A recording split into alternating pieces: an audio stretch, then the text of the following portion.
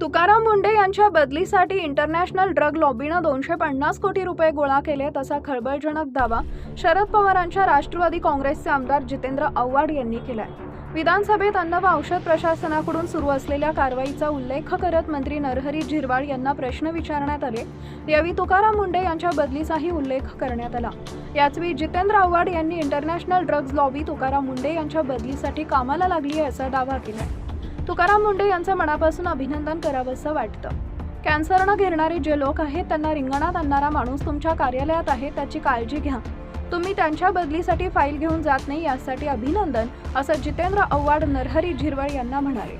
Drugs company मुंडेमुळे कामाला लागल्यात, त्यांच्या बदलीसाठी त्यांनी 250 कोटी जमा केलेत। इंटरनॅशनल ड्रग्ज लॉबी कामाला लागली आहे असा खळबळजनक दावा त्यांनी केलाय। जितेंद्र आव्हाड यांनी सभागृहाबाहेरही याचा पुनरुच्चार केला। त्यांनी सांगितले की आतापर्यंत एफडीएला कधी गांभीर्यानं घेतलं नाही। लॅबोरेटरी मॅनेज केल्या जातात, तेच अधिकारी मलिदा खात आले। राज्यभरात गुटखा कोण फिरवतं हे मी सोमवारी सांगणार आहे। झिरवाळ नावाचा साधा माणूस तिथं आहे, त्यांच्यावर राजीनाम्याचा दबाव होता।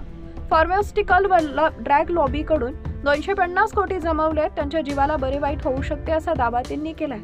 तांदळात होणारी भेसळ कोण रोखणार? ज्यांनी गरिबी बघितली तो अधिकारी तिथं येऊन बसलाय असं ते म्हणाले।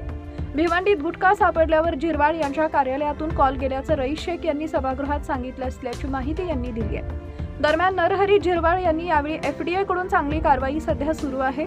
आयुक्त तुकाराम मुंढे यांच्या बदलीचा प्रश्नच येत नाही असं सांगितलंय। सुधीर मुनगंटीवार यांनी यावेळी तुकाराम मुंढे यांचं कौतुक करताना म्हटलंय की तुकाराम मुंढे यांच्यातील टी हा टायगर मुंडेंचा टी झालाय, म्हणून 3 वर्ष बदली करू नये अशी मागणी केली जाते। तुकाराम मुंढे यांना जीवे मारण्याच्या धमक्या येत आहेत, त्यांच्या जीवाला धोका आहे, त्यांना संरक्षण देण्यात यावं अशी मागणी यावेळी अर्जुन खोतकर यांनी केली आहे।